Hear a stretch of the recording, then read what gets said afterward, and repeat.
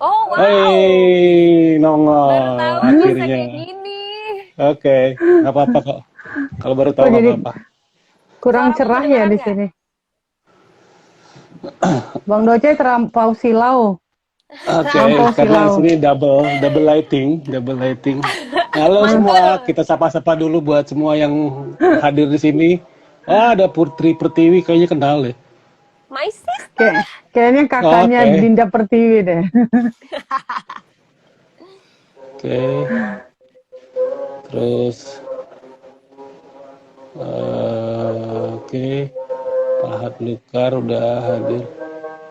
Ini dekat masjid ya? Yang dekat masjid siapa deh? Ya Kita abang lah. Orang depan rumah. Oke, ada Ogi Grab. Hai. Halo Mas Ogi, kita Eh, sapa-sapa dulu. kayaknya dia join akan adanya ancaman kali ya. Tema Awas hari kau nanti. ini adalah kita tentang beretika dimanapun. Kita akan ngomongin tentang etika. Saya sini kebetulan membuka juga etika itu apa melalui Wikipedia ataupun KBBI. Jadi buat dijadikan salah satu jadikan acuan. Sebenarnya etika itu apa sih? Oke, coba saya udah bisa digas belum ya? Sebentar. Oke. Oh ya, ini akan ada door prize. Sebentar. Bentar ya. Gak boleh.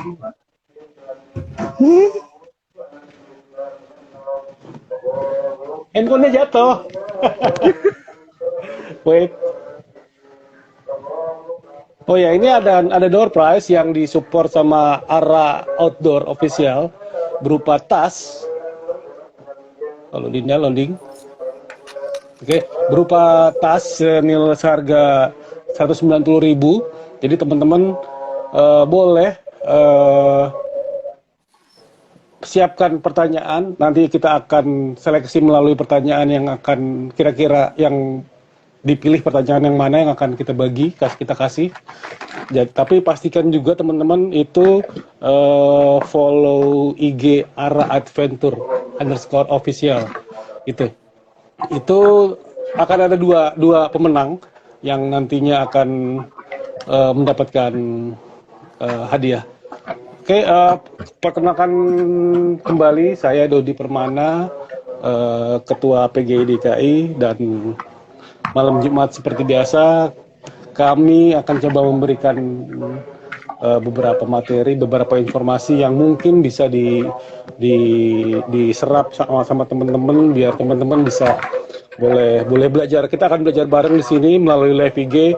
Akan ada informasi-informasi yang diharapkan bisa merefresh ataupun mencerahkan teman-teman. Kali ini kami dari APGI mengundang dua narasumber. Pertama Dr. Gigi Adinda Pertiwi. Halo dok. Halo. Where are you? I'm home. Oh, Dokter Dinda tinggal di mana? Oh ya, saya lagi. Aku tinggal di Tanjung Pinang, Kepulauan Riau. Oke. Kedengaran kan Dan suaraku? kedengaran. Oke. Aman. Satu lagi dari foundernya komunitas wanita dan gunung, Rika Sri Masdawati. Halo Kak Rika. Halo, assalamualaikum semuanya. Waalaikumsalam warahmatullahi wabarakatuh. Where are you Kak Rika? At home, Di mana tinggal? Boleh tahu? Boleh sharing? saya stay di Jakarta, Oke. Jakarta, Oke. Indonesia. Ini agak miring. Indonesia. Oke. Kita udah sempat briefing sebentar tadi, terus kita menyepakati tema minggu ini adalah beretika dimanapun. Sebagai pembuka, saya akan sedikit membacakan dari Wikipedia etika itu apa. Sebentar.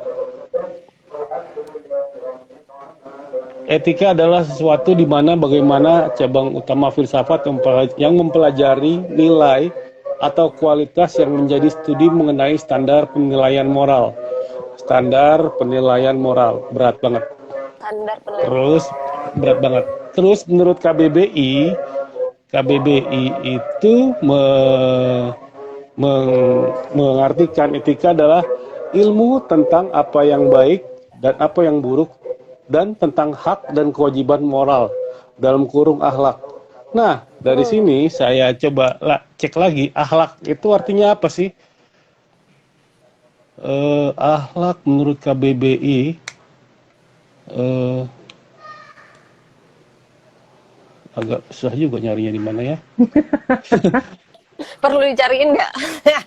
Iya, oke. Akhlak itu lebih ke bawaan pribadi atau segala macam etika lah ya, berhubungan seperti itu dan beretika dimanapun dan kebetulan kami di sini ada Dokter Dinda sebagai profesional dokter gigi dan Karika sebagai komunitas gimana menerapkan beretika itu, gimana etika itu di dunia masing-masing itu seperti apa. Contohnya etika itu kalau saya mau main ke rumah orang, saya harus sopan karena saya tamu di sana. Saya akan menerima apapun yang ditawarkan selama saya bisa. Itu mungkin salah satu beretika ya, menghormati tuan rumah. Terus kalau mau kencing atau mau kamar mandi, saya tanya kencing atau kamar mandinya di mana? Saya boleh pakai kamar mandinya nggak? Itu. Jadi nggak sembarangan. Mungkin salah satunya beretika adalah kita coba memahami tuan rumah seperti apa. Salah satu contohnya terus ya menghormati dan agar kita diterima dengan baik. Oke. Nah, sekarang menurut Dokter Linda dulu, gimana dok? Menurut dokter seperti apa? Dalam secara umum atau gimana nih? Secara umum? Boleh umum dan di dunia kerja nanti ya. Oh ya, oke, sip. Kalau secara umum sih ya, etika itu wajib kita lakukan ya kalau menurut aku. Karena kita itu kan sebagai makhluk sosial gitu ya, berhubungan dengan orang, dimana kita itu wajib menghargai dia sebagai manusia dulu gitu. Memanusiakan manusia gitulah ibaratnya. Nah, jadi untuk sebenarnya etika itu menurut aku sih menjaga keharmonisan dan hubungan baik kita dengan orang lain aja sih. Harmonis, keharmonisan. Jadi kalau kita nggak harmonis sama orang lain, kita nggak beretika, nggak juga ya? Belum tentu sih. Tapi bisa jadi kalau kita nggak beretika menyebabkan ketidakharmonisan dengan orang lain. Ya kan? Sekarang saya coba ke Karika. Gimana Karika? Etika itu norma ya, normanya kita manusia untuk berbuat, kita mau memilih berbuat baik atau berbuat tidak baik gitu. Bukan hanya terhadap manusia tapi makhluk hidup dan alam pastinya gitu. Makhluk hidup itu bukan hanya manusia tapi ada hewan, ada tumbuhan dan alam itu sendiri gitu. Jadi bagaimana kita bersikap menempatkan diri di satu tempat gitu. Jadi ya istilahnya di mana kaki dipijak di situ harusnya langit dijunjung gitu. Jadi kamu juga kamu harus bisa bersikap sesuai dengan norma yang ada, bersikap dengan lingkungan yang ada adat istiadat yang ada gitu. Kamu harus bisa menyesuaikan diri ketika datang ke satu tempat atau kemanapun itu gitu. Sama seperti ketika orang datang ke tempat kamu punya rules di rumah kamu, otomatis mereka akan ikutin rules di rumah kamu. Jadi ya dasarnya adalah norma dari diri sendiri ya. Cerita tentang akhlak tadi, yaitu tumbuh dari lingkungannya kita sendiri ya awalnya ya. Ketika norma atau etika itu kita bangun atau memang dibentuk dari rumah, kemanapun kita melangkah sebenarnya udah gampang sih gitu. Udah gampang, udah bisa menyesuaikan karena kita tahu dimanapun tempat yang kita datangi akan memiliki budaya, terus kebiasaan yang berbeda-beda pastinya kan gitu. Jadi ya kita sadar itu gitu. Gitu. Jadi ya. Ya. Masa panjang-panjang terselesai dan bye. Nggak bisa 1 jam. Dok, di dunia kerja itu beretika itu seperti apa sih dok? di dunia, terutama di Dinda sebagai dokter gigi ya, DRG, gimana? Jadi kalau misalnya khususnya profesi kedokteran gigi ya, itu kita punya panduan gitu, panduan etika kedokteran gigi. Nah, jadi sebenarnya kita tuh udah gampang dalam menentukan sikap kita, entah itu kepada pasien, entah itu kepada teman sejawat dokter gigi atau teman sejawat yang lain. Dan satu lagi etika itu juga ada kepada diri sendiri, gitu. Nah, sebenarnya kalau contoh umumnya sih kita ke pasien misalnya kan, ke pasien ya gimana kita menghadapi pasien dan gimana kita men-treat pasien, gimana kita membebaskan pasien untuk memilih perawatan yang akan dia pilih gitu. Terus kepada teman sejawat, misalnya kita menghargai hasil kerja teman sejawat, jadi kita nggak boleh memburukkan teman sejawat depan pasien. Dan juga satu lagi ke diri sendiri, itu kita wajib terus memperbarui ilmu. Nah itu kalau misalnya dalam kedokteran gigi, cakupannya itu sih, etika itu. Oke. Boleh dikasih contoh nggak, Dok? Contohnya nih ya, misalnya ke pasien, dia pemeriksaan gigi gitu kan, ke dokter gigi, kemudian dari masalah gigi dia itu, aku memberikan option, gigi kamu ini seperti ini gitu, gigi Anda ini seperti ini, dan untuk keadaan seperti ini yang bisa dilakukan, pilihannya A, ini resikonya ini, kemudian pilihannya B, perawatannya ini, resikonya kelebihan kekurangannya ini, kemudian perawatan C seperti ini. Nah, terus kita harus mengembalikan lagi ke pasien. Nah, kemudian bapak atau ibu mau memilih perawatan yang mana gitu. Jadi sebenarnya secara etis kami sebagai dokter gigi tidak boleh memaksa pasien udah harus kayak gini kayak gitu, nggak boleh. Tapi pasiennya yang harus memilih sendiri perawatan untuk dirinya. Gitu. Kenapa harus kayak gitu? Jadi kalau misalnya dalam etika kedokteran gigi itu kita menghormati hak pasien gitu untuk menentukan apa yang harus dilakukan pada dirinya. Jadi dalam perawatan itu pun kita nggak boleh semena-mena melakukan sesuatu pada dia tanpa persetujuan dia gitu. Dalam berarti si pasien itu harus sadar untuk mengambil keputusan ya? Iya, betul. Jadi ada yang namanya dalam kedokteran itu informed consent. Nah, jadi pasien itu benar-benar harus paham apa yang akan dilakukan pada dirinya dan dia menyetujui. Itu bisa bentuknya lisan, bisa bentuknya tulisan. Nah, sebenarnya itu selain etika, tapi juga itu sebagai legalitas juga sih. Sebenarnya kepentingan legalitas juga. Kayak gitu. Sekarang saya geser ke Karika. Gimana di komunitas wanita dan gunung yang tentunya beraktivitas di alam bebas, juga naik gunung, beretika? Harus batuk dulu ya? Iya, ngilangin. Harus gereng. Soalnya sedikit insecure, yang sebelah saya itu agak cerah gitu, di sini kok kayaknya agak gelap gitu. Mungkin besok bisa ring light ya. Besok mau pesan lagi deh, besok mau pesan cahaya langsung dari depan gitu. Atau harus pakai headlamp ya? Boleh, arahin aja headlampnya ke sini. Oke, kalau untuk etika untuk di wanita dan gunung sendiri, apa ya? Berkomunitas dan beraktivitas, berkegiatan di alam bebas, gimana? Etikanya itu ya, apa ya? Mungkin ini sih, kita dalam grup itu, kita baiknya seperti apa? Biasanya kalau di grup, gitu. Biasanya kalau di grup itu yang ada kita menggibah ya. Masih bergibah itu. Nah, tapi kalau untuk di wanita dan gunung tetap ya dari awal memang visi misinya adalah membawa pendakian aman dan nyaman gitu. Nah, arti dari pendakian aman dan nyaman ini luas, sangat luas gitu. Bukan hanya bercerita tentang persiapan pendakian, tapi bukan hanya mempersiapkan pendakian dalam bentuk perlengkapan atau fisik gitu, tapi ya tetap ada mental di sana gitu, dimana ketika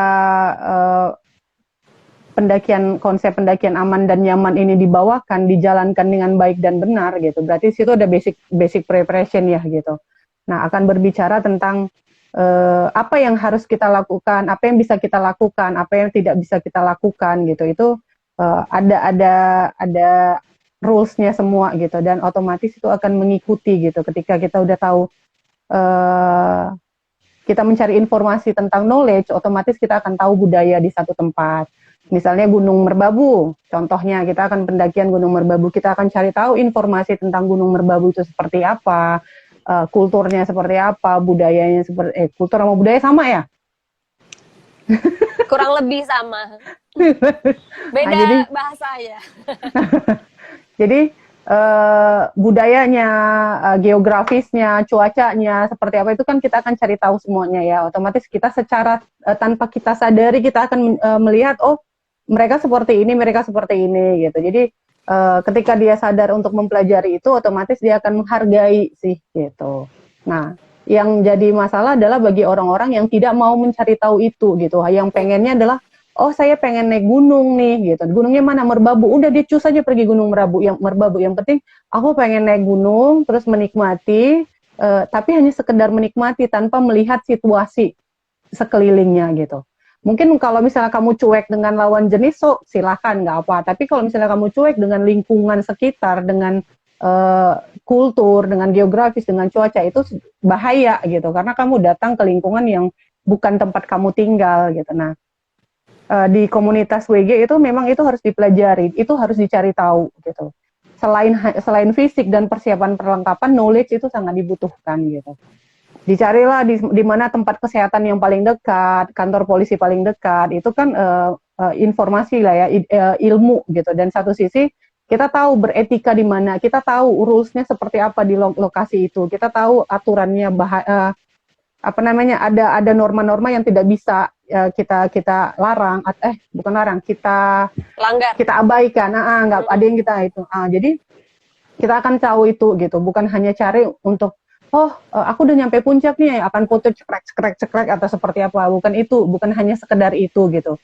Ketika kamu datang ke satu tempat, ada aturan yang harus kamu ikuti. Gitu ya. Salah satu hal yang simpel adalah ketika kamu datang Gunung Merbabu, kamu harus bayar retribusi atau apa. Itu kan bentuk satu aturan ya, yang harus kita ikutin gitu. Kalau kamu nggak ngikutin aturan itu, atau kamu masuk dengan cara lewat jalur yang lain atau curi-curi, berarti kan kamu sudah melanggar aturan itu. Nah, aturan itu adalah salah satu dari etika yang harus kita ikutin kan harusnya gitu. Nah, ketika kamu memilih etika untuk yang baik, otomatis kamu ikut jalur yang benar nih. Gitu. Tapi kalau kamu memilih etika yang tidak baik, kamu akan lewat jalur yang tidak baik. Nah, yang tidak benar maksudnya. Nah, dampak dari etika itu akan ada gitu. Ketika terjadi kecelakaan yang Allahu a'lam ya gitu. Ketika kamu di jalur yang benar, otomatis kamu akan ditolong dengan cara yang benar juga gitu. Tapi ketika kamu ada di jalur yang tidak benar ya, atau dengan cara etika yang tidak benar ya, kamu tidak akan ditolong maksudnya ditolong tapi dengan umpatan gitu. Karena apa? Kamu bukan hanya membahayakan diri kamu sendiri, tapi membahayakan orang lain gitu. Jadi etika itu ketika benar kamu jalankan itu akan baik dampaknya buat orang lain. Tapi ketika etika itu kamu langgar, dampaknya akan bahaya buat orang lain. Jadi ada kesan secara psikologis itu egois jadinya gitu. Jadi ya kalau mau mati aja sendiri, jangan ngajak-ngajak harusnya kan gitu. Nah, tapi ya sadis. Karena ketika kita berbicara tentang pendakian gunung, itu nyawa taruhannya gitu. Jadi jangan dianggap sepele. Beda cerita kalau kamu yang hobinya apa, nonton film, nonton drama Korea atau apa, sok silahkan gitu, karena kamu tidak membahayakan. Paling kalau kamu lupa makan ya kamu yang kelaparan. Tapi kalau kamu hobinya naik gunung, itu taruhannya adalah nyawa gitu. Jadi dan ketika kamu misalnya nih terperosok ke dalam jurang, orang lain akan nolong kamu, dan bahaya juga kan buat nyawa orang yang menolong gitu. Jadi ya itulah etika gitu. Jadi ya itu tumbuh dari diri sendiri gitu, dari hati ya, tinggal kamu pilih baik atau benar. Baik atau benar gitu sih. Ya, Oke, berarti kalau gimana Kak Dinda? BTW kalau nonton juga ada etikanya loh di bioskop. Ya di bioskop, kalau di rumah kan dan berisik gitu. Bener juga ya. Kalau di bioskop kan nggak boleh angkat kaki, nggak boleh berisik, itu kan etika kan. Nggak boleh pacaran juga ya. Iya, boleh. Melanggar etika. Iya, karena Tapi kayaknya di bioskop gak boleh angkat tangan, soalnya bingung dia mau nanya jawab siapa yang mau jawab nanti. Oke, Iya. sambil ngingetin lagi teman-teman yang ikutan di live IG malam ini, thank you sebelumnya, terima kasih. Ini kami ngingetin ke teman-teman akan ada hadiah dari Ara Outdoor Official, dan pastikan kamu mau dapetin hadiah, kamu teman-teman harus follow dulu Instagramnya, ada di feed ini kok, di masing-masing sosmed kita 3 orang ini ada di feed. Itu silakan follow dan persiapkan, kasih kami pertanyaan yang berbobot, yang bagus. Nanti kami akan pilih 2 orang pemenang. Hadiahnya harganya senilai 190.000, lumayan di hari gini. Aku juga mau. Oke. Kita asal pertanyaannya jangan nanya usia ya Bang ya. Oke. Pertanyaannya bersangkutan sama tema itu. Dan malam ini juga sebenarnya kita punya guest speaker dari teman-teman APGI juga. Nanti kita akan tampilkan sebentar lagi. Sebelum itu,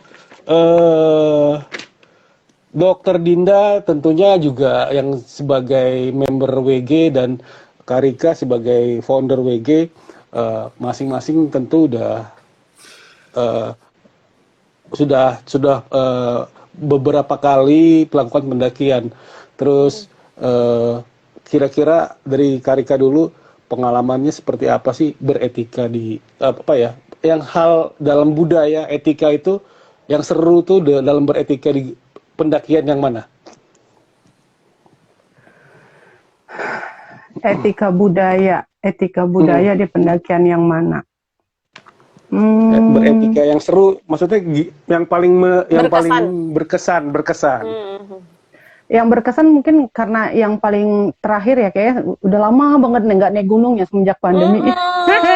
Kangen. Jadi mungkin etika yang terakhir itu yang 2019 ya, yang ke Kerinci itu lewat Solok Selatan.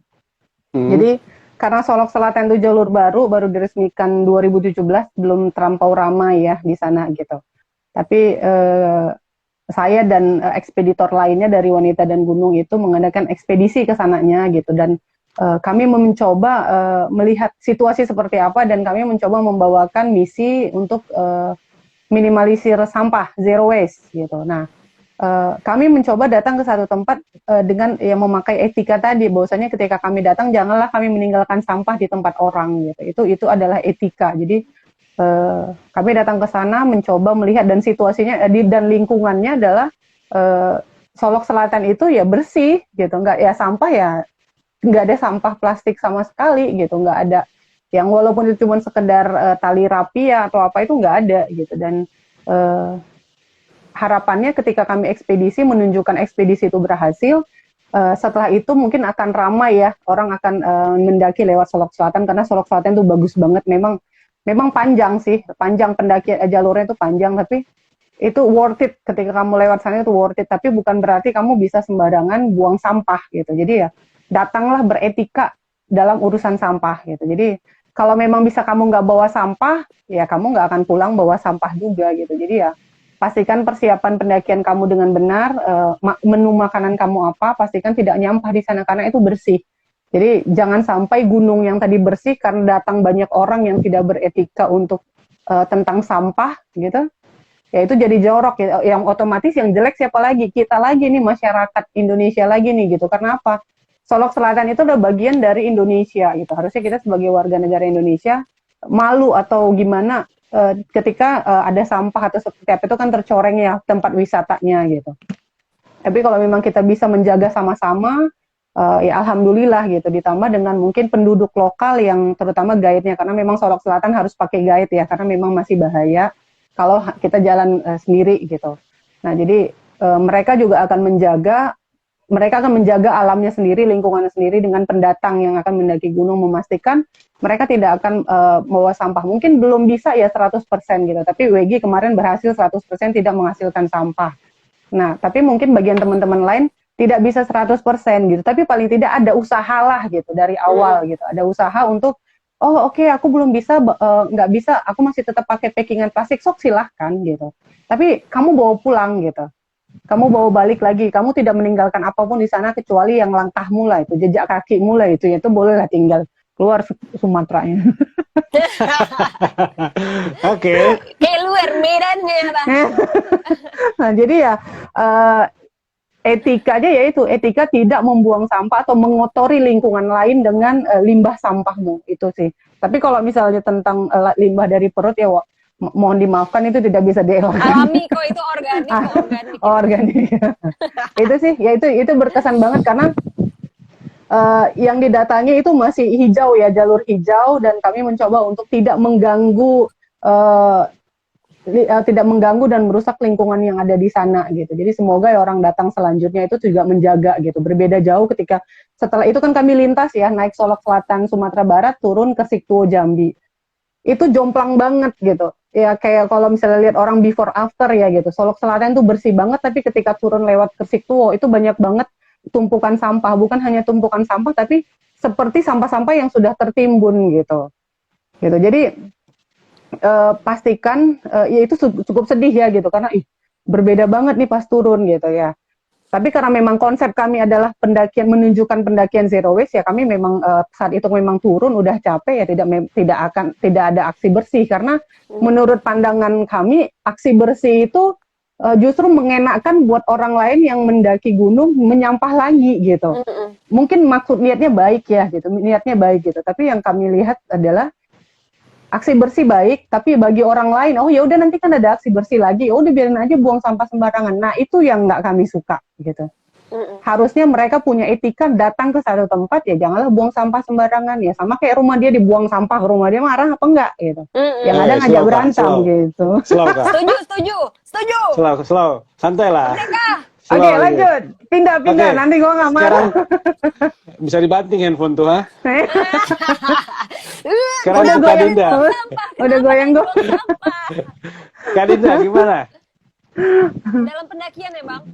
Iya, Nah, Dinda ada nih cerita yang paling Dinda ingat terkait etika. Jadi ketika ngomong etika, Dinda langsung ingat itu. Itu waktu pendakian ke Gunung Gede, lewat Selabintana itu kan. Nah, jadi Gunung Gede itu kan dia rutin setiap tahun tutup bulan Maret kalau nggak salah. Nah, jadi waktu itu bulan April, hari pertama pendakian dibuka. Nah, jadi kan Gunung Gede ini sistemnya booking online. Jadi kita udah booking online tuh untuk hari pertama pendakian dibuka itu. Jadi kita terdaftar kan, kita resmi gitu, nggak ilegal gitu kan. Oke. Nah, ketika nyampe ke base camp Selabintana, ternyata nggak ada orang. Maksudnya penjaganya nggak ada. Ya wajar lah, kita pikir mungkin atau mungkin karena hari pertama orang-orang ini pada kemana ya, apa belum buka apa gimana gitu kan. Nah, terus ketika itu sebenarnya kalau misalnya kita mau seenaknya aja nih, kalau misalnya kita nggak memikirkan adab atau etika ketika menjadi tamu gitu ya, aku sama teman-temanku tinggal naik aja, toh nggak ada yang jaga ini kok gitu kan. Nah, tapi waktu itu kami memilih untuk nelpon penjaga yang ada nomor teleponnya di kantor. Nah, ketika itu udah kita nunggu lama gitu kan, bapaknya datang. Terus beliau bilang, iya saya lupa hari ini pendakian pertama, tapi kita semua standby kok di bawah, kata dia kayak gitu kan. Oh gitu. Iya, kalau misalnya kalian nggak nelpon, mungkin kita nggak akan tahu ada pendaki yang naik hari ini, kayak gitu. Dan dia bilang, ya baguslah kalian sadar diri untuk melapor ke kami, karena kalau misalnya kalian nggak lapor, kami nggak akan tahu kalian naik lewat sini, gitu. Jadi kalau terjadi apa-apa, mereka nggak akan bisa dengan cepat menanggapi, gitu. Nah itu sih menurut aku kayak, oh ternyata penting ya melapor ke petugas kayak gitu, biar kita tuh terdaftar resmi dan mereka tuh aware kalau misalnya ada pendaki yang naik hari itu kayak gitu. Sebenarnya itu untuk rekaman diri kita sendiri juga gitu kan? Oke. Gitu sih. Cukup luar biasa kalau mau seperti itu ya, Din.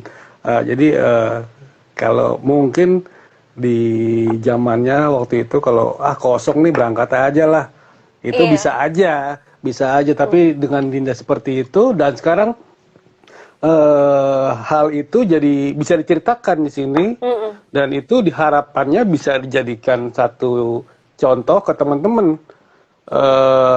Reporting beretika, reporting dalam beraktivitas itu bagus, penting. Kebutuhannya bukan cuma kita terdaftar atau enggak, tapi lebih ke emergency. Mungkin seperti itu salah satunya ya. Nah, bagaimana di kepemanduan kami di APGI adalah Asosiasi Pemandu Gunung Indonesia. Bagaimana sih beretika di kepemanduan, di dalam dunia kepemanduan? Saya akan coba invite satu orang lagi, guest speaker sebentar ya. Namanya siapa ya? Ceng ceng ceng ceng. Ceng ceng. Ceng ceng ceng ceng. Surprise. Tinggal di accept, sudah di invite. Terus kalau dia nggak mau accept, accept. Oh, Tara. Halo, Mima. Ini dia guest star kita. Assalamualaikum warahmatullahi wabarakatuh. Waalaikumsalam. Selamat malam Mbak Rika, selamat malam Dokter Dinda. Semoga sehat semua. Nah, saya juga buat Om Bima. Ayo Om. Jadi tema kita mengangkat tentang beretika di dunia kerja, berkomunitas, dan salah satunya juga di aktivitas outdoor. Sementara gimana sih beretika di kepemanduan gunung, terutama di APGI ya? Sebenarnya kalau bicara pemandu gunung tuh itu salah satu kerjaan yang paling rumit di dunia. Kenapa begitu? Sumpah rumit. Urusan teknikalnya aja mulai dari bikin simpul sampai survival gitu ya. Oke. Belum lagi urusan etika. Ini apalagi kalau ngomongin etika nih. Kalau saya ngomong pendaki gunung aja dulu ya, pendaki gunung nih. Etika pendaki gunung itu nggak sesama pendaki saja, nggak ke orang taman nasional saja, gitu ya, tapi ke alamnya juga, gitu, ke budaya sekitar juga, gitu. Tadi Mbak Rika udah bilang tuh, udah kultur, geografi sekitar, gitu ya. Jadi etika itu nggak dengan sesama manusia aja gitu, tetapi dengan alam, dengan budaya, terus kemudian pengelola kawasan gitu ya, itu semuanya mesti dipikirin tuh gitu. Nah itu yang tadi saya bilang tuh, pemandu gunung tuh termasuk yang rumit. Nah kalau pemandu gunung dibanding pendaki gunung, pemandu gunung nambah lagi satu lagi. Customer, klien, gitu. Jadi nambah lagi klien, gitu kan. Jadi ini juga saya cerita sedikit nih.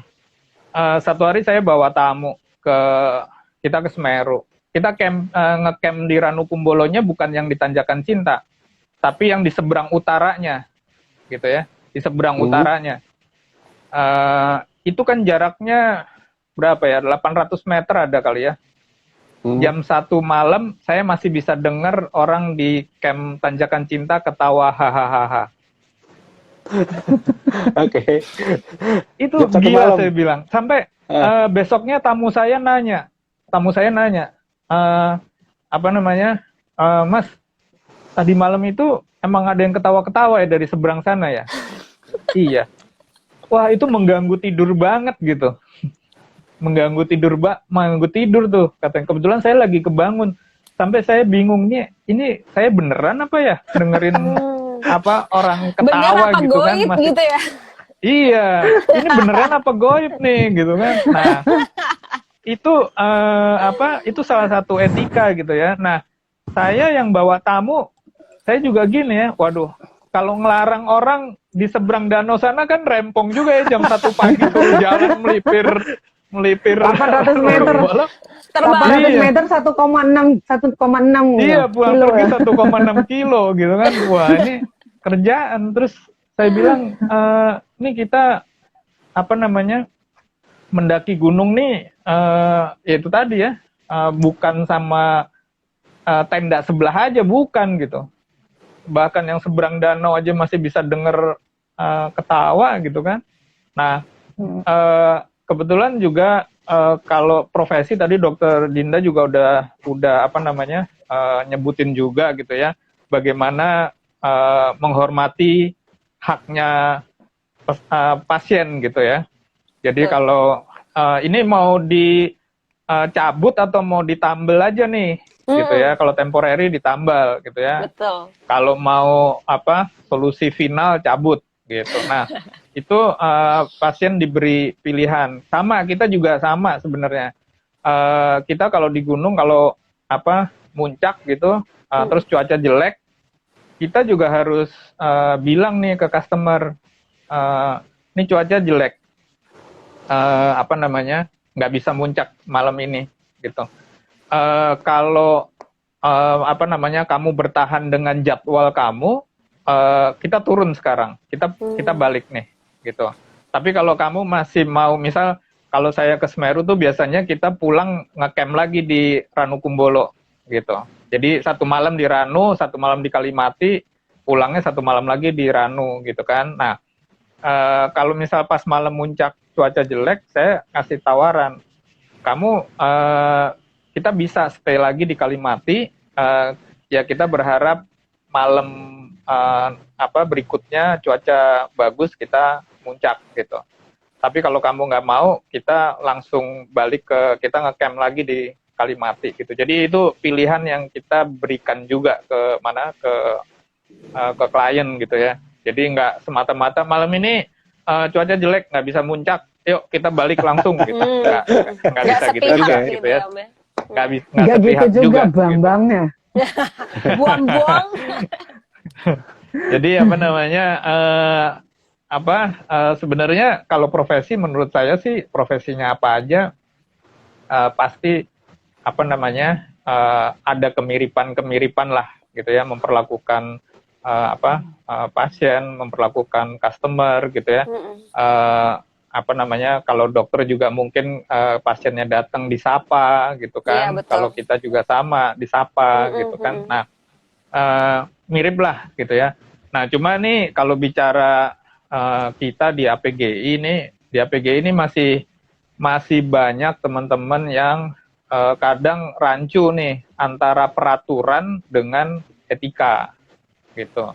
Yang mana peraturan, yang mana etika gitu. Kadang-kadang ada pelanggaran peraturan, terus bilang sana ke Dewan Etik harus dipanggil gitu, disidang sama Dewan Etik. Waduh, kalau peraturan nggak usah, langsung aja dieksekusi sama Dewan Pimpinan gitu kan, Dewan Pimpinan Pusat misal. Tapi kalau etika ya boleh, nanti kita juga akan melihat konteksnya nih, karena misal contoh gini, kalau kita ada di lingkungannya orang Sunda, kalau kita menunjuk arah misal, kita lebih baik pakai jempol, gitu kan. Kalau di tempat lain pakai telunjuk nggak masalah, gitu. Nah, ada hal-hal seperti itu gitu. Jadi kadang misal ada orang marah, kamu nunjuk saya pakai jempol, gitu kan. Nah, kita harus lihat orang yang marah ini budayanya apa nih, gitu. Apakah memang di budayanya dia menunjuk dengan misal dengan telunjuk itu satu hal yang tidak sopan gitu ya, atau ada ekspresi lain yang membuat si orang ini marah gitu. Jadi etika emang lebih rumit sih dibanding peraturan. Kalau peraturan itu, kalau saya nih, istilah saya, peraturan itu hitam dan putih gitu. Kalau etika itu abu-abu gitu. Kalau peraturan itu, ya kalau peraturan itu benar dan salah. Kalau etika itu baik dan kurang baik. ya tidak baik gitu. Jadi nimbang baik, kurang baik, tidak baik itu lebih sulit daripada menimbang benar atau salah. Lebih sulit. Gitu ya. Jadi kayak tadi juga Mbak Rika bilang urusan sampah ya dibawa turun, itu juga salah satu tadi Mbak Rika kan nggak ada ya peraturan di gunung ya, peraturannya mengatakan bawa sampahmu turun, kalau tidak membawa sampahmu turun kamu kena peraturan kepala Taman Nasional, kan nggak ada ya peraturannya ya. Kalau kena pasal bayar denda sekian, nggak ada kan peraturannya. Bahkan mungkin kalau di gunung tulisannya mohon sampah dibawa turun gitu. Katanya mohon. Gitu ya. Iya, mohon. Bukan perintah gitu ya, bukan bawa sampahmu turun terus kasih tanda pentung 3 kali gitu. Terus di bawahnya itu udah emosi banget tuh kayaknya kalau begitu. Itu udah emosi. Terus ditambah misal di bawahnya ada peraturan kepala Taman Nasional nomor berapa, atau kepala atau dirjen KSDAE gitu. Kan nggak ada tuh, selalu mohon, harap gitu kan. Jadi membawa sampah turun itu sebenarnya sekarang ini lebih ke etika gitu. Ketimbang sebuah peraturan yang baku gitu. Jadi ya lebih rumit kan kalau ngomongin etika daripada peraturan. Daripada ngomongin peraturan. Karena kalau etika itu kan tidak terlihat ya Om gitu. Terus kalau misalnya kita tidak melakukan etika yang benar, urusannya memang bukan sama Taman Nasional, tapi sama yang di atas nanti akhirnya. Tanganmu dipergunakan buat apa? Inimu dipergunakan buat apa? Jadi ya mungkin orang kurang paham di situ gitu. Mungkin secara di dunia bodo amat, besok gue juga udah pulang balik gitu kan. Tapi itu akan dipertanyakan. Hai yang menonton itu dipertanyakan di akhirat. Tadi Mbak Rika ada ininya, ada sepotong pembicaranya yang buat saya menarik gitu ya. Masalah membuang sampah di rumahnya siapa gitu kan. Betul ya. Nah, kalau saya juga menganggap gunung itu rumah saya. Rumah kedua saya gitu. Jadi kalau saya buang sampah di gunung itu artinya saya membuang sampah di rumah saya sendiri gitu. Nah, kebanyakan mungkin juga pendaki menganggap gunung itu sebuah tempat yang dikunjungi gitu. Terus udah bayar simaksi. Gue kalau udah bayar, gue boleh dong buang sembarangan, ntar kan ada yang bersih. Iya, benar. Memang kayak gitu juga, itu banyak loh yang terjadi kayak gitu, kayak nanti kan ada petugasnya juga bersihin, aku ngebuang sampah sembarangan aja kayak gitu. Padahal di retribusi itu sudah tidak ada tertulis ketika Anda bayar 20.000 misalnya, di situ ada tertulis boleh buang sampah sembarangan, boleh merusak sembarangan, tidak ada loh tertulis. Nggak ada. Tapi kenapa merasa itu jadi haknya? Padahal dia tetap tidak punya hak. Gitu. Nah itu hal yang kayak begini ini yang kita sebut etika gitu. Iya. Apakah etika bisa jadi peraturan? Enggak. Gini, kalau menurutku sebuah kondisi kalau memang dia jelas gitu ya. Kayak contoh gini, di Singapura buang sampah sembarangan denda. 500 sing. Kalau kita coba kalau di Indonesia jalan tol, mobil mewah, buka kaca, buang tisu. Terbang. Nggak ada yang nilang, nggak ada yang menghukum gitu. Kalau di Singapura merokok di sembarang tempat aja udah buang puntung rokok udah bisa kena tuh 500 sing gitu kan. Meludah 500 sing kan lumayan. Meludah di tempat umum. Ya, meludah aja, betul. Jadi ada hal yang bisa dijadikan peraturan. Ada hal yang mungkin tidak, kayak misal kayak tadi aku bilang orang Sunda menunjuk arah dengan jempol. Nggak bisa, susah. Kenapa? Karena juga kontrolnya juga susah gitu ya. Tapi kalau kayak di Singapura mungkin daerahnya kecil, masyarakatnya penduduknya berapa sih Singapura sekarang? 4 juta, 4,5 juta. Lebih di gampang mana-mana untuk kamera. koordinasi ya Om. Betul. Jadi fungsi kontrolnya lebih mudah lah gitu. Itu bisa. Tapi Kalau nggak salah itu penduduk Singapura sama loh sama penduduk Jakarta, dan itu dia negara Jakarta itu nggak nyampe lagi. Nggak nyampe. Jakarta Utara, Penduduk Jakarta Timur. Singapura ditambah penduduk Jakarta Singapura Timur, itu Om. ditambah apa namanya pendatang itu sekitar 4,5 juta. Wah. Sama Jakarta pun nggak bisa Om. KTP DKI aja udah 8,5 juta. Oh my god. Belum kalau pagi ada 4 juta orang masuk ke Jakarta. Oh my god. Dari kota satelit. Oke, ini ada pertanyaan yang lumayan oke dari Benny Mayer. Pertanyaannya, mana yang lebih diutamakan dalam berkegiatan di alam bebas? Aturankah atau etika? Itu mana yang diduluin? Dari masing-masing orang boleh berpendapat. Silahkan. Siapa dulu nih? Siapa dulu? Kita sweet dulu apa? Kita gambreng. Bima. Oke. Apa namanya? Kalau harus didahulukan ya, peraturan harus dahulu gitu, karena dia lebih jelas, lebih mudah dimengerti gitu ya.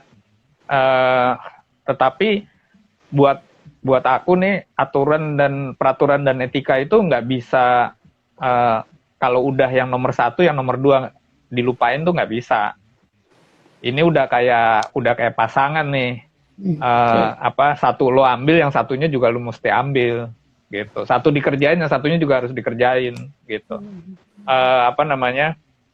Nggak bisa etika aja, nggak bisa peraturan aja, nggak bisa. Karena kayak tadi sampah, kita misal di Jakarta buang sampah itu lebih ke etika, tapi di Singapura itu udah jadi peraturan gitu. Jadi kalau mau mana yang didahulukan sih, yang mudah itu ya peraturan sebenarnya gitu. Tapi nggak bisa, kalau yang mudah udah, yang etika nggak usah, ya nggak bisa juga gitu. Oke. Sekarang ke Karika. Kalau bertanya aturan atau etika sama dengan bertanya pilih ibu atau bapak. Susah. Susah. Jadi kalau aturan itu lebih ke peraturan yang dibuat oleh satu daerah atau satu kelompok untuk tatanan keseimbangan ya, gitu. Tanpa mengganggu orang lain. Itu peraturan itu kan dibuat ya untuk kita sama-sama bergerak tanpa menyinggung gitu. Sedangkan etika adalah murni dari individu itu sendiri gitu. Individu itu sendiri untuk bersikap gitu. Jadi dibilang mana duluan, ini sebenarnya berjalan berdampingan. Aturan dibuat, etika dari individu itu ada gitu. Makanya kalau dalam WG ada basic preparation. Basic preparation itu adalah knowledge. Ketika dia knowledge itu, dia akan cari yang tadi informasi tentang lingkungannya, informasi tentang budaya. Nah, otomatis akan menumbuhkan lebih banyak etika dari dalam dirinya, akan aturan yang ada di tempat itu, gitu. Nah, sekarang balik lagi, kita sebenarnya, kalau menurut saya pribadi, aturan kita bukan hanya di gunung ya, aturan kita di Indonesia itu sebenarnya sudah baik, dibuat sudah baik. Ada plang, buanglah sampah pada tempatnya, itu udah jelas ya. Tapi balik lagi, etika dari individu itu sendiri. Di sekolah kita diajarin untuk mengikuti aturan. Oh, buang sampah ya nak di tempat sampah. Udah dari SD kita diajarin buang sampah di tempat sampah gitu. Tapi ketika itu di luar, etika itu tidak digunakan. Itu yang tidak diresapin. Jadi kadang-kadang mungkin belajar masuk kanan belum sempat ke kiri mental. Nah, jadi nggak masuklah ke sanubarinya gitu. Jadi saya masih optimis terhadap Indonesia itu bisa lebih baik. Tapi balik lagi ke manusianya gitu, ke masyarakatnya. Masyarakatnya mau nggak menerima sesuatu yang menjadi indah, menjadi lebih tertib gitu. Tapi kan kebanyakan sekarang tidak mau, yang ada udah gerasak berusuk aja. Ada peraturan untuk dilanggar, bukan untuk ditaati gitu. Itu sih. Jadi balik lagi, itu sebenarnya aturan dibuat untuk tatanan kita sama-sama, dan etika itu dari kita untuk bisa mendukung aturan tadi berjalan tanpa menyinggung siapapun. Tanpa menyinggung individu, masyarakat, atau apapun gitu. Karena kita kan pengennya hidup seimbang ya gitu. Baiknya atau gimana itu seimbang, bukan hanya jahat aja atau apa enggak gitu. Itu sih kalau dari saya. Lebih dahulukan etika atau aturan dulu? Sama-sama ada. Berbarengan? Iya, tetap berbarengan. Tapi masalahnya di kita saat ini adalah etikanya yang masih kurang, gitu. Sedangkan ini harusnya bersamaan, gitu. Makanya lingkungan itu berpengaruh. Lingkungan itu berpengaruh. Harusnya etika ini tumbuh dari rumah. Dari rumah didukung dari sekolah, seharusnya seperti itu gitu. Jadi bukan etika itu mungkin kalau dilihat secara psikologis itu sepele gitu. Tapi justru ketika etika ini kita tanam dengan baik, itu akan jadi modal ke depan untuk kita tahu bersikap. Ada norma yang harus kita ikutin gitu. Tapi ketika kita keluarga atau orang tua atau orang yang lebih dewasa menyepelekan etika tadi, ya tatanan dunianya berantakan gitu. Kita punya aturan. Nah, aturan itu ya dari etika itu yang harus bisa bagus. Gitu. Oke, thank you. Kak Dinda, Dok, gimana? Kalau misalnya aturan dan etika harus banget nih milih salah satu. Sebenarnya kalau aku lebih setuju emang aturan dulu. Karena untuk kelancaran segala sesuatu mungkin peraturan itu dibuat untuk mengatur itu gitu. Tapi benar tadi kata Om Bima dan Kak Rika, itu nggak bisa dipisahkan, itu semuanya sepaket gitu kan. Misalnya Dina kasih contoh dalam praktek kedokteran gigi gitu ya. Dalam peraturan kita wajib merawat pasien, tidak boleh menolak pasien misalnya kayak gitu. Kita bisa aja jadi dokter gigi yang pasien datang kita rawat selesai kayak gitu. Tapi kan ketika kita menjadi dokter gigi yang beretika, kita bisa memperlakukan pasien dengan baik dan kita bisa memberikan hal yang terbaik dari dalam diri kita gitu. Dan itu juga kalau misalnya kita dalam beretika, misalnya dalam dokter gigi ya seperti tadi kata Om Bima, kita menyapa pasien, terus kita mempersilahkan dia duduk, terus kita menatap dia secara langsung dan kita mempersilahkan dia berbicara dengan kemauan dia sendiri gitu. Maksudnya kita nggak nge-cut omongan dia gitu kan. Nah itu kan dalam kedokteran gigi itu akan memberikan kesan kepada pasien seperti itu. Jadi kita menjadi dokter gigi yang beretika dan memiliki nilai plus daripada sekedar dokter gigi yang cuma memenuhi aturan, aku merawat pasien selesai seperti itu. Gitu. Nilai plus menarik juga nih. Tadi contohnya tuh kita mentreatment pasien mau seperti apa, mau beda hal kalau kita gini ya Dok, mungkin juga bisa terjadi saya mau cabut gigi atas sampai masuk rumah sakit dicabut gigi bawah, lo kok gigi bawah yang dicabut, kan yang penting giginya dicabut. Itu aturan ya kan, itu ngaco, itu peraturan itu ngaco. Oke. Itu maksudnya berprofesi itu kalau nggak beretika sangat membahayakan. Iya sih, betul. Gimana Om Bim? Gimana Dok? Enggak, sebenarnya kalau Dinda pahami ya dari etika ini lebih ke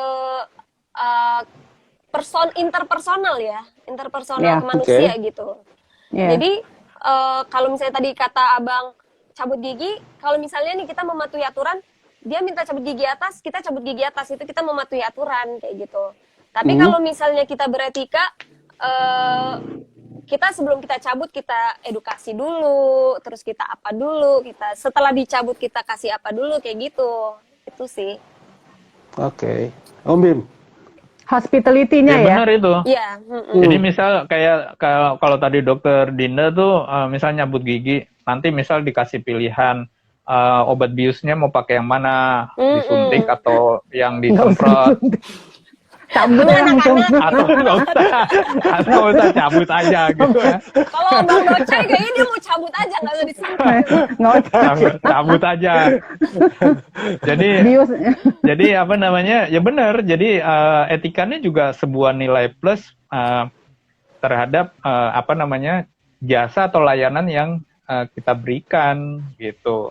Itu tadi ya, cuma balik lagi bukan terhadap klien saja gitu, tapi terhadap apa namanya, kalau kita pendaki ya terutama terhadap lingkungan juga gitu ya. Jadi ya masing-masing profesi punya ini sendirilah, punya apa, batasan etikanya, batasan peraturannya beda-beda lah ya.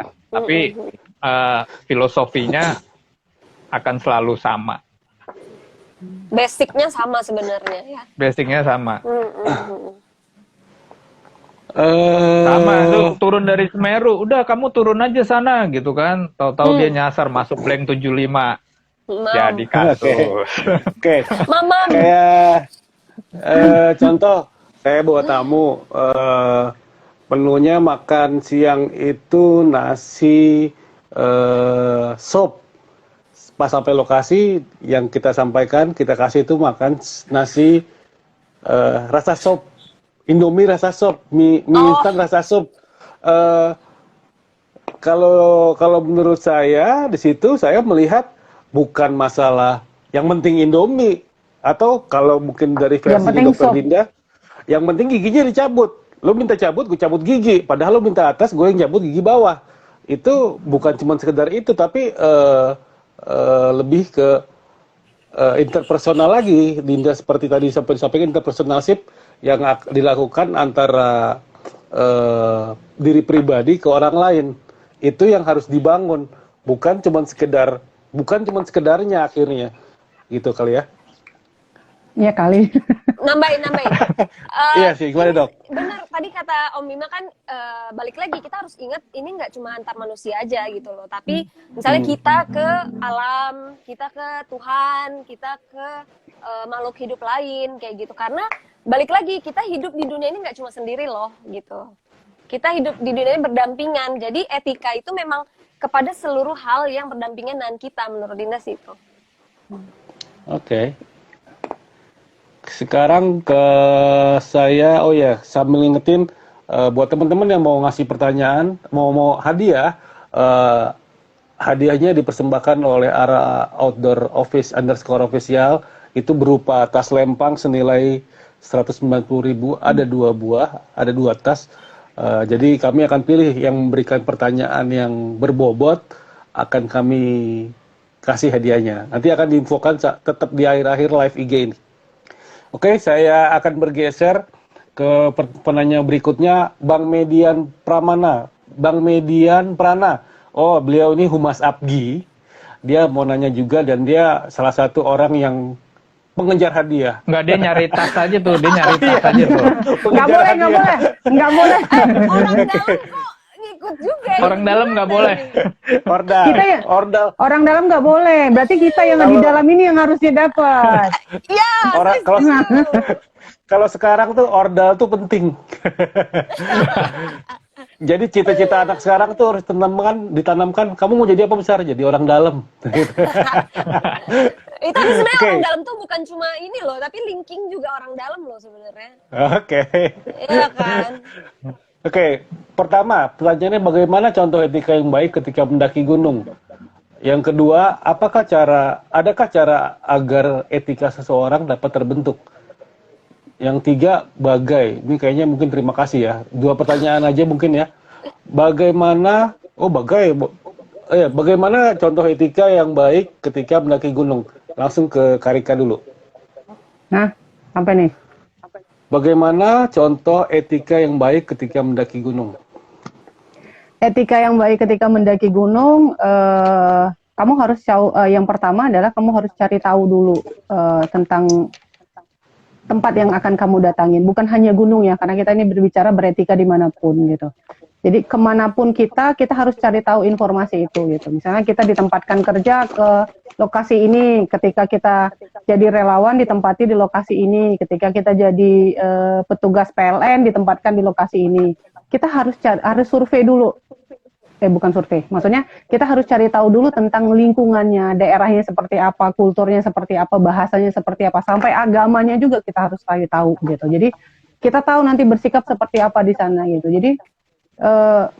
Jadi kita bisa menyesuaikan dengan situasi di sana gitu ya, kan nggak mungkin ketika sana mayoritasnya non muslim kita datang cukup-cukup assalamualaikum pak, kan nggak mungkin gitu kan. Jadi ketika kita menghargai, iya, orang katanya. Jadi orang Batak ketika kita datangin, kita tahu oh kulturnya di sana garang atau apa, kita bilang horas bang, orang gitu. Orang itu pasti akan senang ketika kita memang menyesuaikan dengan lingkungan di sana gitu. Itu adalah bentuk etika yang baik gitu. Dan ketika kita bertanya jalan, ketika kita udah sampai di sana, kita bertanya pastinya, di mana rumah Pak RT? Bang, di mana rumah Bang RT bang? Bisa tolong kasih tahu sama aku bang kan gitu. Kalau di Batak nih ya Pak. Nah, dijawablah sama mereka. Oh, di depan sana bang, di depan sana nanti belok kanan. Nah, di situ nanti ada rumah Pak RT. Nah, walaupun setelah itu kita bilang makasih ya bang, makasih kali bang, abang udah ngasih tahu jalan. Nah, kata makasih ini itu adalah bentuk etika. Gitu. Mungkin sepele ya gitu, tapi kata terima kasih ya bang sudah kasih tahu walaupun dengan gaya marah-marah ya gitu, tapi makasih ya bang udah kasih tahu. Nah itu etika juga. Ketika kita datang ke satu tempat jangan lupa untuk permisi, minta tolong, itu etika dasar, etika simple. Permisi, mohon maaf, minta tolong, terima kasih, itulah yang harusnya kita bawa kemanapun. Nah itu dasarnya. Gitu. Jadi ya bagaimana contoh etika yang baik ya ketika kita mau lewat permisi ya Pak sama penduduk setempat. Kalau misalnya kita mau cari informasi, Pak, mohon maaf, di mana ya tempat ini, mau minta tolong, mau cari lokasi ini di mana gitu. Nah, gunakanlah, merendahlah kita kepada orang yang kita tanya di lokasi yang bukan di lingkungan kita gitu. Nah, tapi kalau misalnya ada orang, sama ketika nanti ada orang datang ke tempat kita bertanya dengan, Lai, di mana rumah ini, Lai? Kok kasih tahu aku dulu. Nah, ngegas aja balik. Nggak ada sopan kok ya. Nggak, balai saja balik. Tapi kalau misalnya dia... Nah, tapi kalau dia tanya, Pak maaf Pak minta tolong saya mau cari rumah Pak RT, kan nggak mungkin kita ngegas balik kan. Nah kita juga beretika ketika ada tamu yang datang bertanya baik-baik ya kita jawablah baik-baik gitu. Jadi berarti intinya adalah nggak tahu tadi kita ngomongin apa. Berarti jadi tentang bagaimana contoh etika yang baik ketika mendaki gunung adalah mencari informasi tentang gunung tersebut. Tentang lingkungan dari gunungnya, lingkungan wilayah dari yang akan kita datangin, bukan hanya gunung tapi seluruhnya. Kita harus cari tahu bagaimana kita bersikap. Oke. Dokter Dinda, gimana menurut kamu ketika mendaki gunung? Dari sisi sebagai Dinda, sebagai salah satu profesional dokter ya.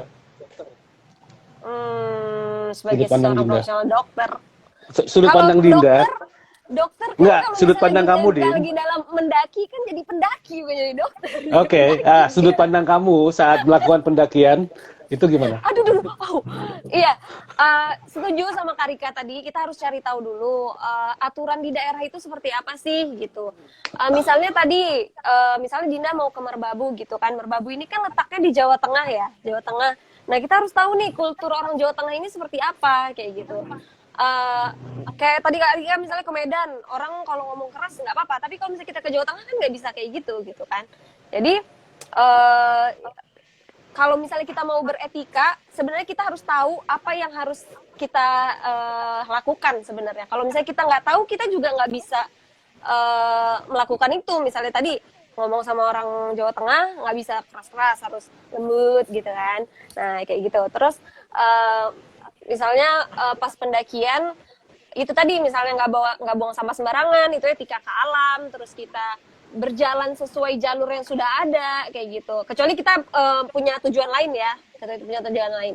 Nah, kayak gitu. Terus misalnya tadi di dalam tenda kita tidak membuat keributan, itu etikanya selain ke orang lain juga ke alam kayak gitu kan. Terus etika ke diri sendiri, menjaga kebersihan, itu juga etika juga menurut Dinda. Seperti itu. Oke, thank you Dok. Om Bima, gimana Om Bima? Dari sudut pandang Om Bima? Kalau ngomongin etika di pemanduan gunung sih, baca aja tuh kode etik. Kode etik pendaki gunung. Kode etik pemandu gunung. Pemandu. Ya. Om nanti tolong kirim soft copy-nya Om. Boleh. Ya? Kalau pendaki gunung kode etiknya bisa lihat di websitenya UAA ya, UIAA. Itu ada namanya The Climbers Declaration gitu ya. Jadi intinya sih sebenarnya kurang lebih sama lah. Kalau mau dibandingin sama APGI punya juga kurang lebih sama ya.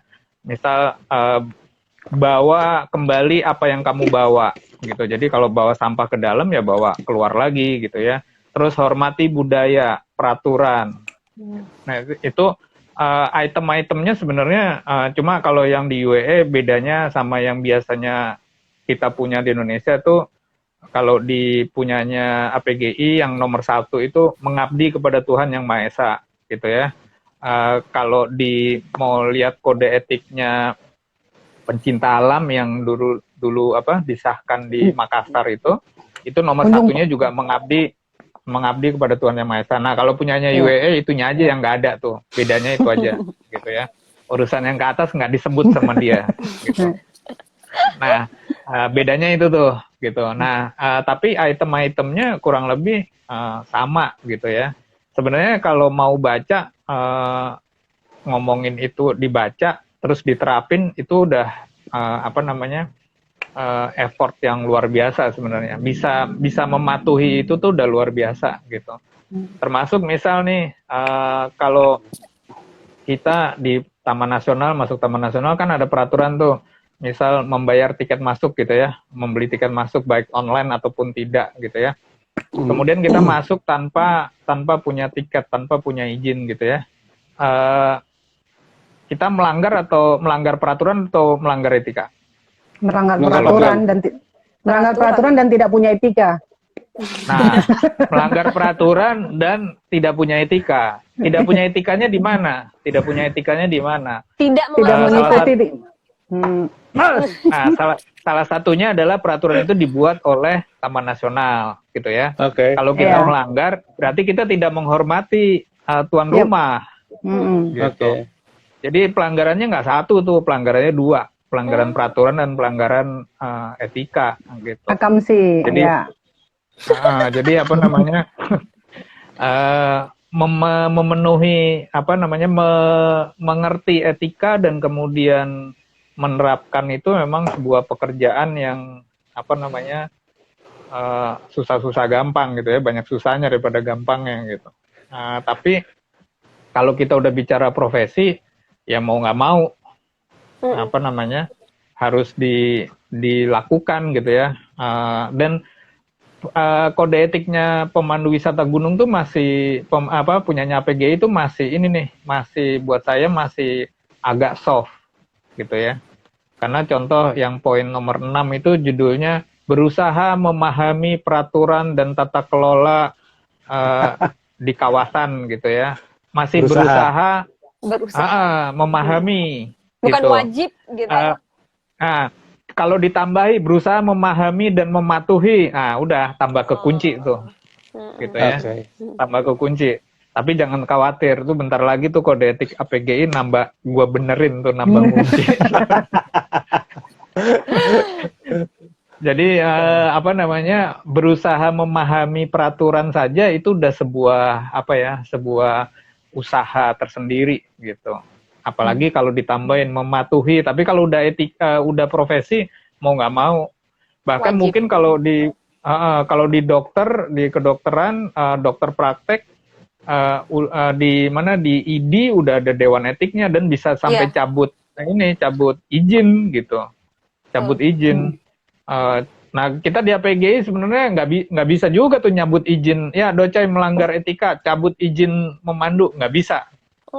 Di APGI masih lebih enak, di APGI masih lebih enak. Kalau di ID, kalau kena beneran bisa dicabut izin praktek gitu ya.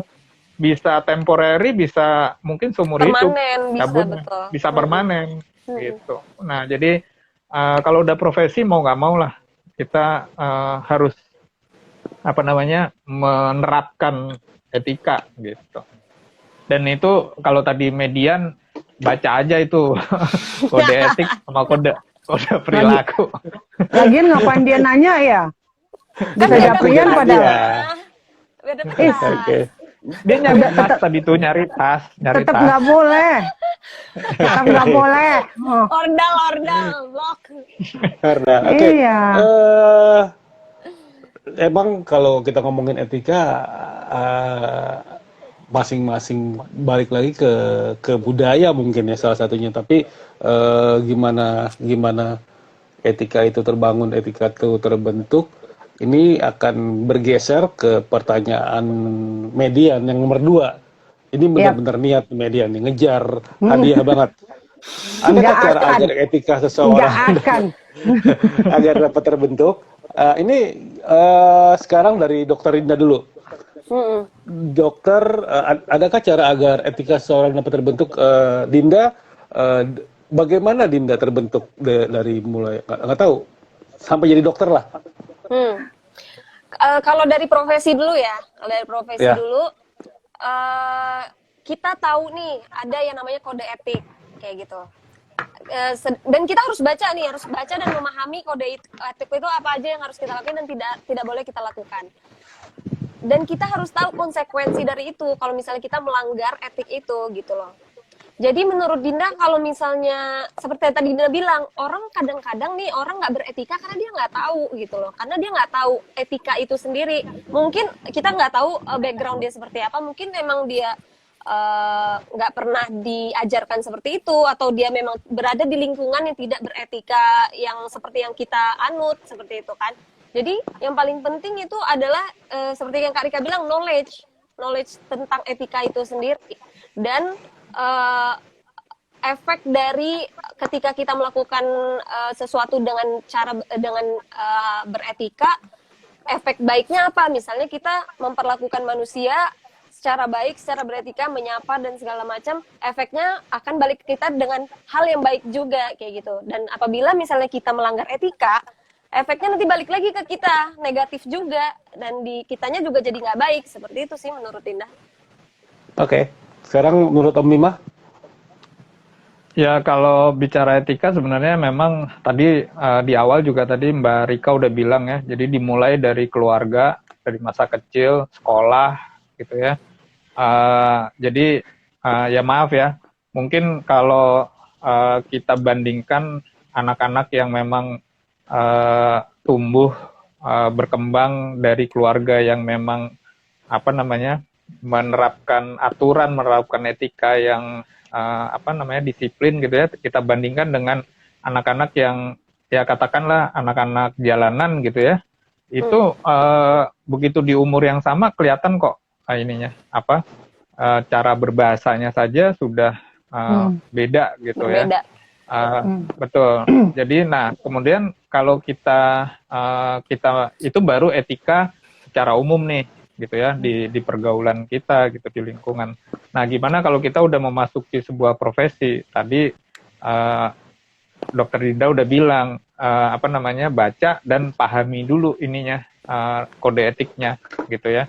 Dan kode etik itu memang nggak bisa baca, pahami, terus langsung 100% bisa diterapkan gitu ya.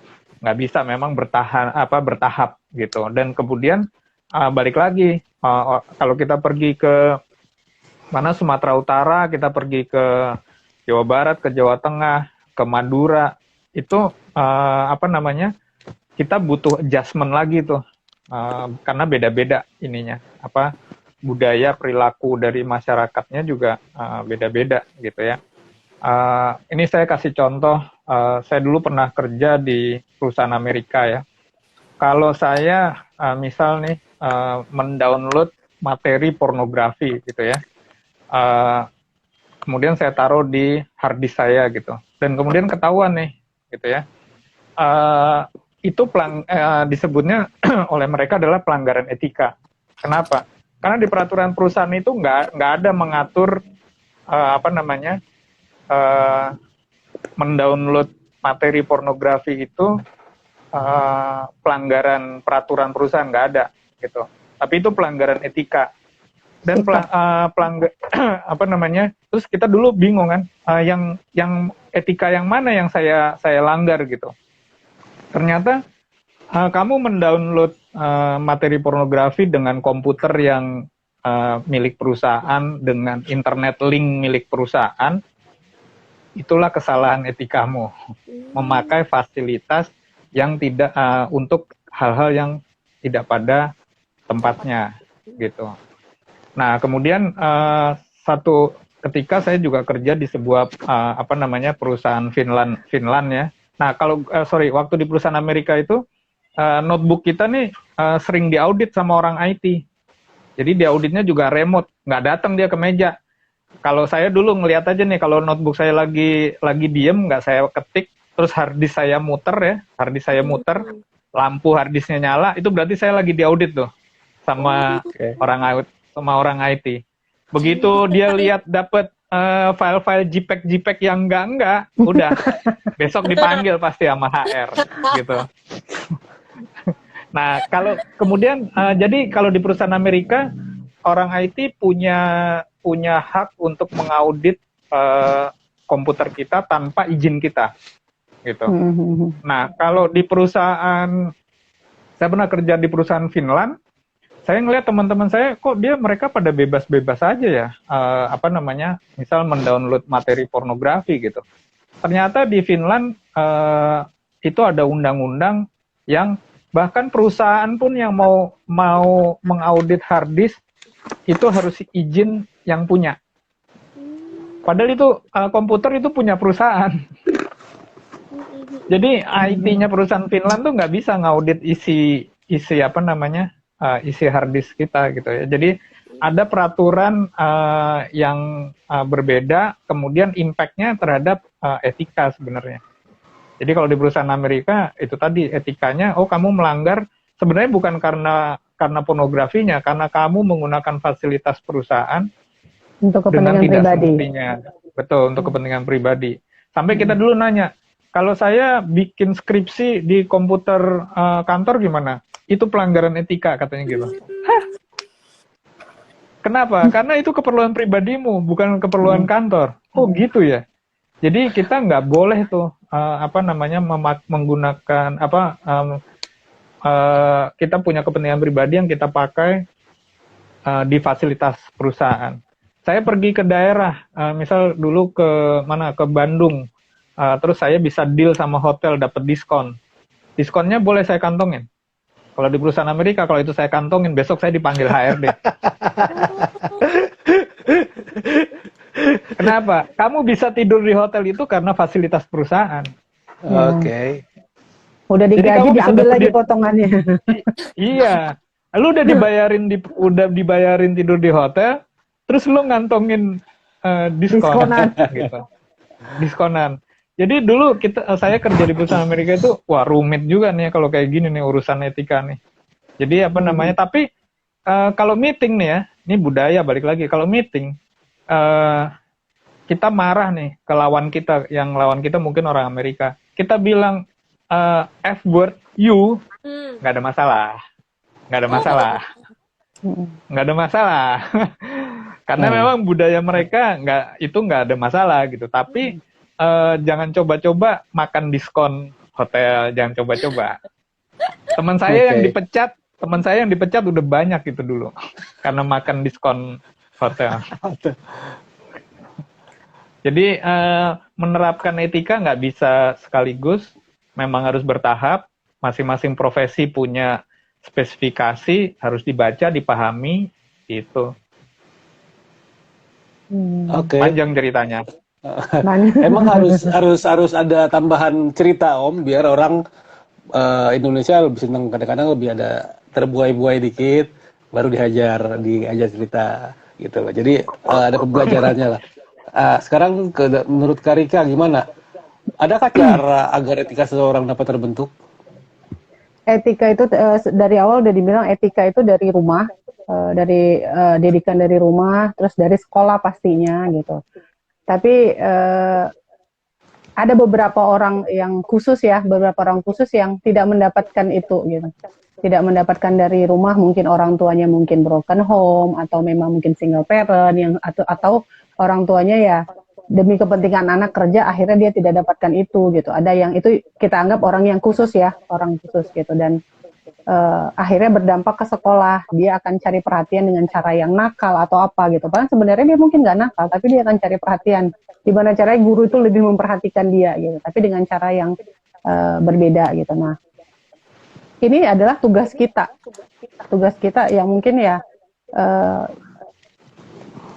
apa namanya, untuk membantu dia gitu. Tapi yang ada adalah sekarang ini ketika ada orang yang jelek sekalipun atau apa, dia bilang, oh dasar nggak punya attitude, dasar orang tua gini, mentang-mentang anaknya gini.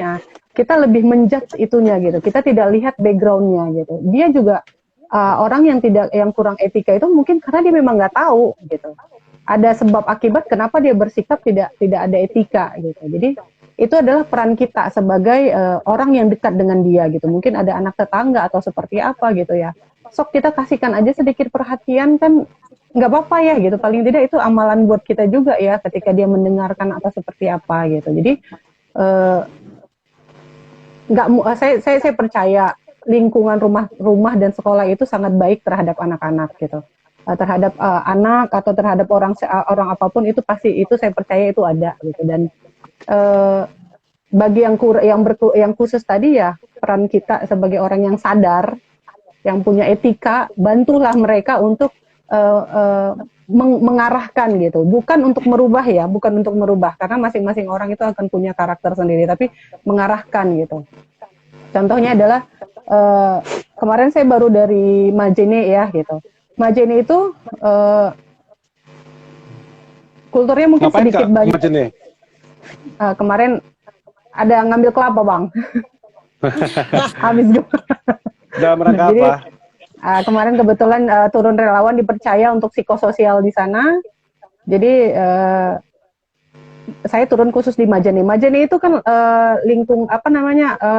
geografisnya itu ada pesisir, ada pegunungan ya, gitu. Nah, karakter mereka ini berbeda, walaupun mereka sama-sama di Kabupaten Majene, tapi karakter orang yang di pesisir dengan karakter yang di pegunungan itu berbeda, gitu. Nah, berbeda bukan karena mereka mau, tapi karena memang kulturnya udah seperti itu gitu. Karena yang di pesisir tadi lebih dekat jalan utama, jadi yang mungkin berisik, ngomongnya jadi lebih kenceng atau seperti apa gitu. Tapi ketika di pegunungan, orangnya lebih slow karena tidak ada suara bising dari kendaraan atau seperti apa gitu. Nah, itu mereka berbeda gitu. Tapi bukan berarti membatasi kita untuk memberikan informasi, contoh gitu.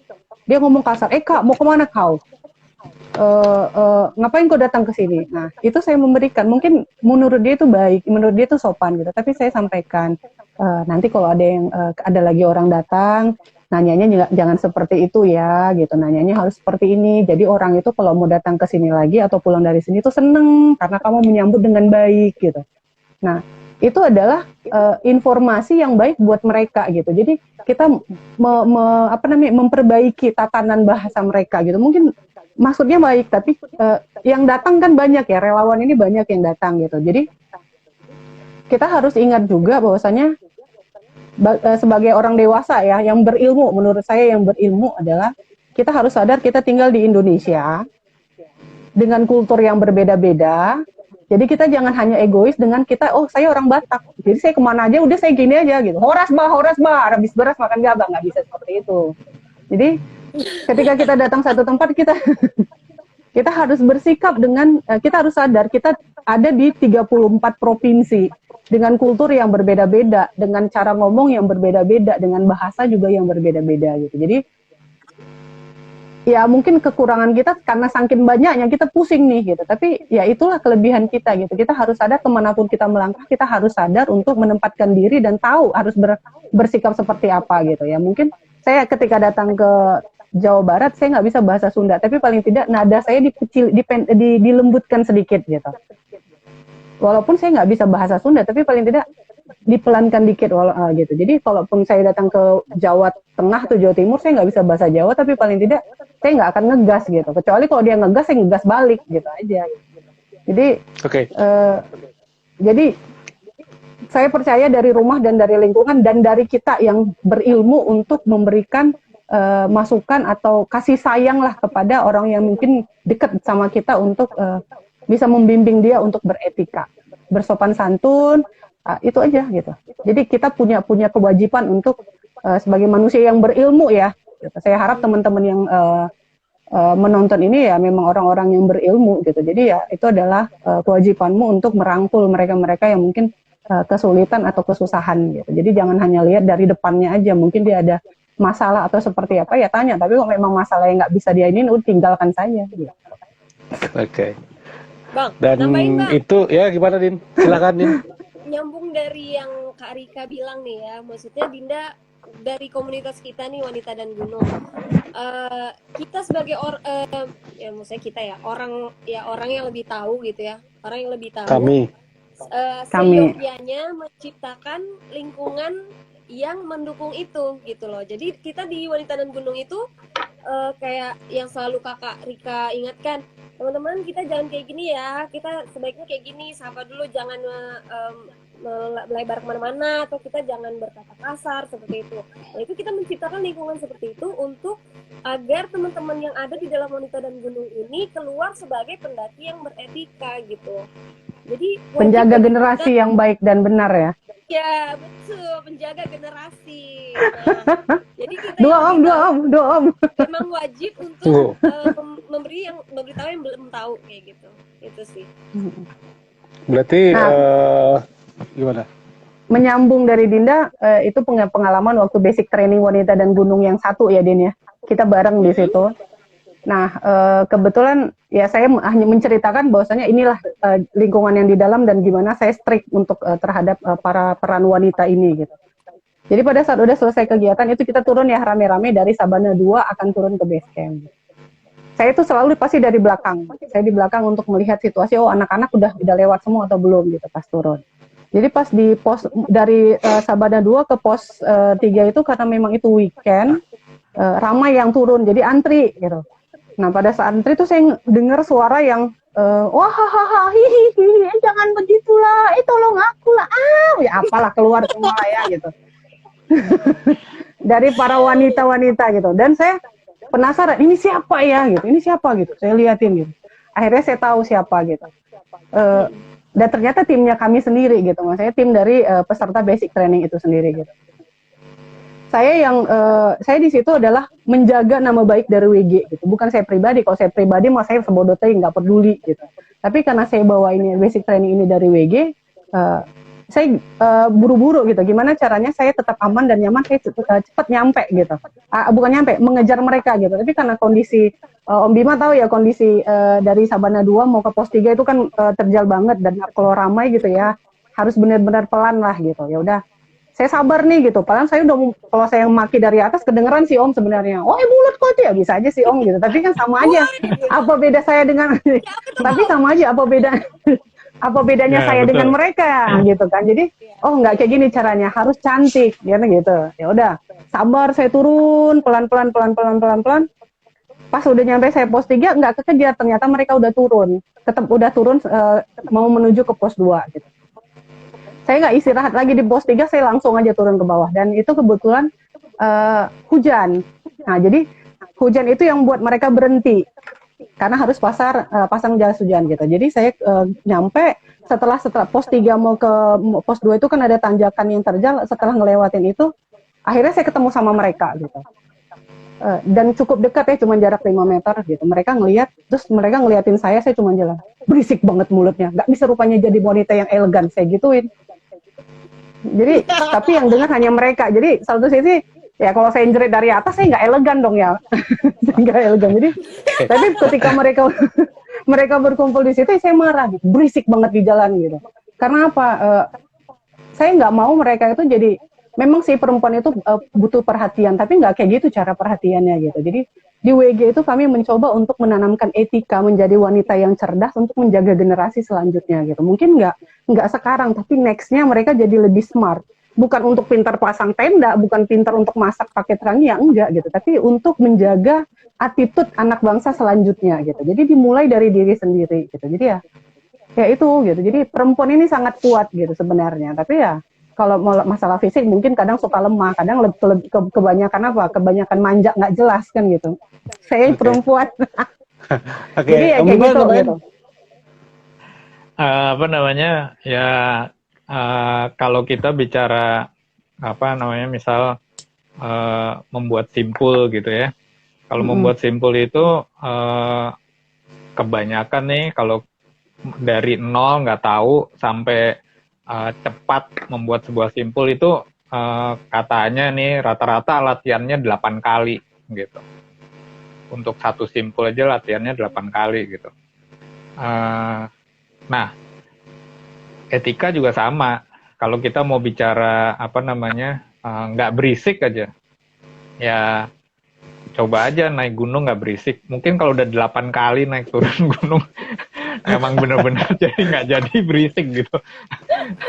Jadi apa namanya, memang butuh repetisi ya, butuh repetisi. Cuma orang per orang akan beda tingkat kesulitan dalam arti kayak tadi membuat simpul dengan tidak berisik itu tingkat kesulitannya beda tuh. Mungkin untuk tidak berisik butuh latihannya lebih banyak gitu ya, butuh latihannya lebih banyak. Jadi butuh lakban nggak Om? Nanti kalau ada apa-apa dia nggak bisa ngomong, repot kita. Tahu-tahu dia udah menggigil, tahu-tahu mulutnya dilakban nggak bisa ngomong, repot juga kita. Jadi butuh latihan, butuh repetisi, disiplin gitu ya. Kalau teman saya ada yang bilang kita mulai dengan disiplin, nanti kalau udah disiplin dia akan jadi kebiasaan, kalau udah jadi kebiasaan nanti jadi budaya. Gitu, itu tahapannya tuh, gitu. Jadi untuk disiplin aja memang untuk disiplin aja butuh repetisi, gitu, butuh pengulangan. Masing-masing orang akan beda, masing-masing item akan beda, gitu. Capek sih kalau ngomongin etika. Nggak ada habisnya, nggak ada habisnya. Nggak ada habisnya. Harusnya tadi jam 9 udah kelar, udah lewat ya. Lanjut. Ya. Kalau kita melanjutin ini nggak bakal pernah selesai. Tapi paling nggak dari kami akhirnya bisa sedikit menggambarkan. Oh ya, ntar kita umumin ya saat ini juga beberapa pertanyaan median enggak baru pertanyaan satu yang bisa mewakili pertanyaan-pertanyaan lain. Salah satunya kita nggak coba fair mungkin. Salah satunya median, dan satu lagi Benny Mayer. Itu silahkan DM ke Instagram APGI DKI alamatnya. Nanti kami akan, dan kami cek dulu nih, teman-teman ini, 2 orang ini follow Instagramnya Ara Outdoor Official atau enggak. Kalau enggak, cancel. Oke. Nah, kalau dia follow mesti 3 bulan tuh follow-nya. Oh gitu. Nggak hadiah terus dia follow. Itu nggak beretika tuh. Berarti ini sengaja menjegal media. Dikirim setelah 3 bulan gitu ya Om. Iya. Oke, atau paling nggak kalau kita ngomongin tadi latihan simpul 8 kali, berarti kita cek 8 purnama lah. 8 bulan. Oke, sangat-sangat saya coba sedikit ambil waktu juga nih akhir teman-teman yang akhirnya menghentikan. Kalau kita mau ngomongin terus emang apakah pernah berhenti tentang etika, dan ini pasti akan jadi hal yang sangat seru dan menarik untuk diomongin atau dibahas kapanpun, apalagi kalau etika itu pasti hubungannya sama pihak lain. Kalau udah kita ngomongin sama pihak lain itu pasti akan ada sedikit gibah-gibah tipis-tipis yang akhirnya menghangatkan malam gitu kali ya. Nah, hancur. Saya coba ambil sedikit beberapa benang merah dari obrolan itu. Etika itu dibangun beretika dimanapun itu, kita membangun etika itu dari lingkungan yang kecil, mulai dari keluarga, rumah, sekolah, dan tentunya kita membentuk sendiri atau berhimpun dengan teman-teman yang satu organisasi dan frekuensi yang positif tentunya. Terus gimana membentuk etika yang baik itu bisa diterima oleh masyarakat banyak? Caranya adalah salah satunya dengan kita mengajak teman-teman untuk melakukan etika hal baik, etika yang mulia. Jangan lakukan itu sendiri, lakukan bersama-sama. Semakin banyak orang melakukan hal itu, semakin sering, akhirnya dari situ akan terbangun budaya. Dan dari situ, akhirnya akan terbangun lagi budaya-budaya yang positif. Mungkin itu yang bisa saya tarik benang merah. Ada yang mau nambahin? Silakan. Om Ima. Sapa dulu nih, gambreng. Om Bima. Jadi apa namanya, nih balik lagi tadi sebenarnya udah disampaikan juga sama Dokter Dinda, sama Mbak Rika juga.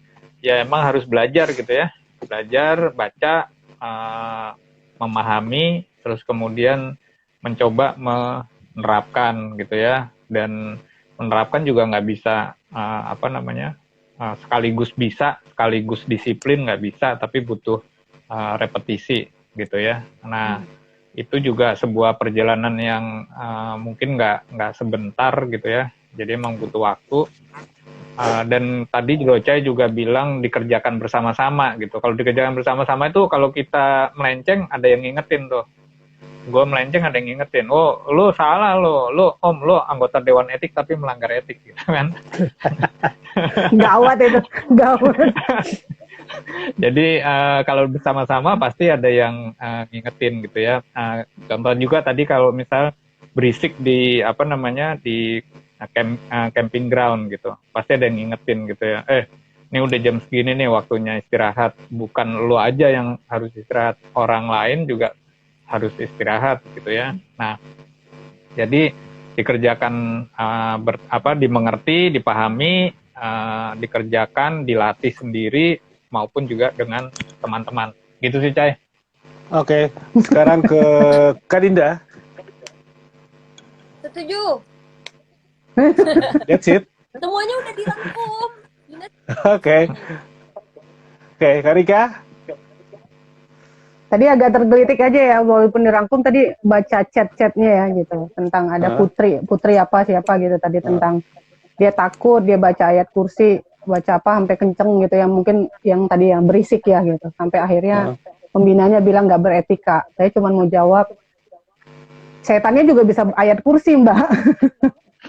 Jadi baca doa itu dalam hati ya udah sama Tuhan. Kalau makin kenceng-kenceng ya setannya makin ketawa ya. Gue juga bisa kan gitu katanya. Jadi ya, jadi ya cuman mau jawab itu sih agak ketawa sih. Oke. Terima kasih buat Dinda, Karika, Om Bima bisa hadir dan bisa berbagi di malam ini. Terus semoga ini kita record ya dan akan ada postingan bisa di-share lagi hasilnya nanti. Minggu depan mudah-mudahan jadwalnya cocok, akan juga ada materi seperti ini tentunya dengan tema dan bintang tamu yang berbeda. Wassalamualaikum warahmatullahi wabarakatuh. Terima kasih. Waalaikumsalam. Thank you Om Bima, sehat-sehat. Terima kasih Mbak Rika, Dokter Dinda. Sampai ketemu lagi. Thank you yang udah nonton. Maaf kalau ada kata salah kata. Udah nonton. Oh iya benar. Itu kan etika dong.